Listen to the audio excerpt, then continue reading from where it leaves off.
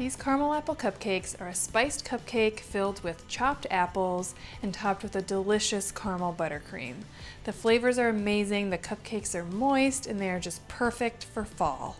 Hi, I'm Lindsay from Life, Love, and Sugar, and today we're making caramel apple cupcakes.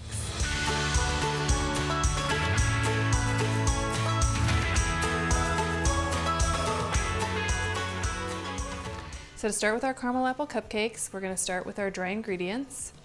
We're going to grab our all-purpose flour, our baking powder, some salt, and then we've got some cinnamon and nutmeg. Mix all this together and then set it aside. Now we're going to cream our butter and sugars together in our vegetable oil. I like to use a little bit of butter and vegetable oil so that you get the benefit of the flavor of butter but the moisture that you get from vegetable oil. Then we'll use a mix of regular granulated white sugar and brown sugar, which adds not only flavor but some additional moisture. Cream all this together for about 3 minutes until it's light and fluffy.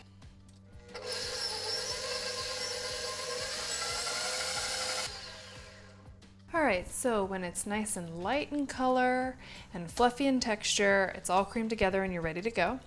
The next thing we're going to add in is our vanilla extract and some sour cream.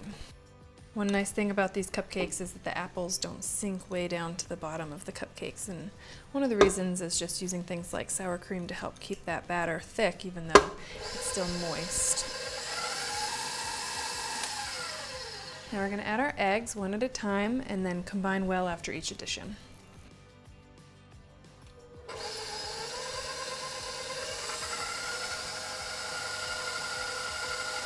We're going to alternate between adding the dry ingredients and the milk. We're going to start by adding about half of the dry ingredients.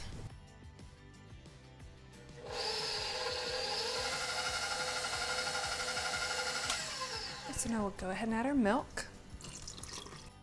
And we'll mix that together. And we'll add the rest of our dry ingredients.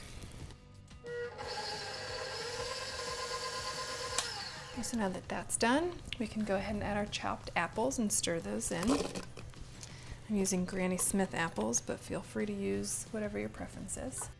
I'm going to fold these into your cupcake batter. I've got my cupcake pan here ready to go with our liners. And we're going to fill these about 3/4 full. All right, now we'll pop these in the oven for about 15 to 20 minutes. All right, so once your cupcakes are baked and cooling, we're going to go ahead and make our caramel buttercream. So we're going to start with our butter and add that to our mixer. Go ahead and give that a mix so that we get it nice and smooth and creamy. So now that our butter is smooth and creamy, we're going to add our powdered sugar. It's an American style buttercream, so it is a good amount of powdered sugar, but it adds both volume and stability to your frosting. So we're going to go ahead and add about half of it to our butter and mix that together.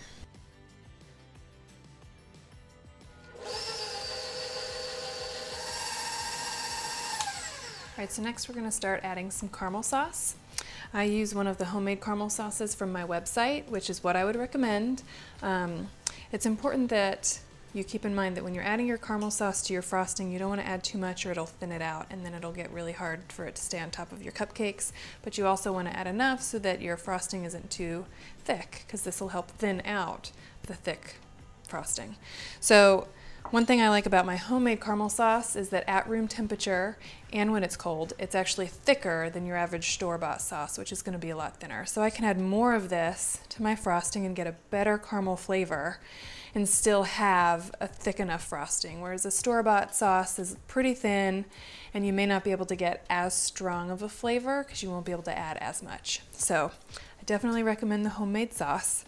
So I'm going to go ahead and add a few tablespoons to the frosting. The other thing to note is that it's nice to add this when it's at room temperature. If you add it when it's warm, like if you've just made the caramel sauce, it'll be a lot thinner. And so then as it cools, your frosting will also thicken up, and then when you go to use it, it may seem like it's too thick and you may not understand why. So it's nice to add this when it's at room temperature so you know that it's the right consistency that your frosting will be when you add it to the cupcakes.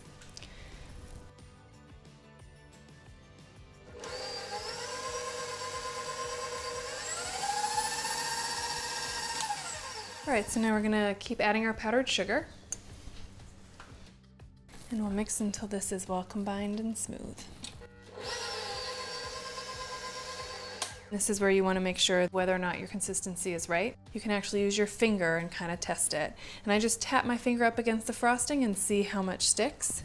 So you want to make sure that when you tap it, some sticks to your finger and some doesn't, so that it's thick enough that it stays on top of your cupcake, but also thin enough that you can pipe it easily and it's not super thick and dry.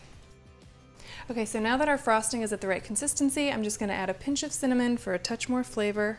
We'll mix that in and then we'll be ready to frost our cupcakes.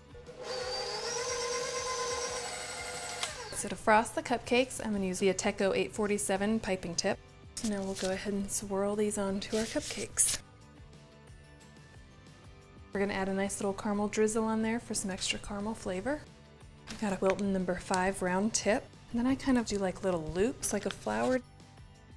The final touch on these cupcakes is adding just a little slice of apple. I find that small apples work best so that you have the right size for the top of the cupcakes. And now you have your caramel apple cupcakes all ready to go and serve to your friends. They're such a fabulous fall treat. They're perfect for using up apples that you may have from apple picking. They're full of flavor. I love all the spice and the apples and the caramel together. They will be such a hit for you this fall. For the full recipe, head over to lifeloveandsugar.com.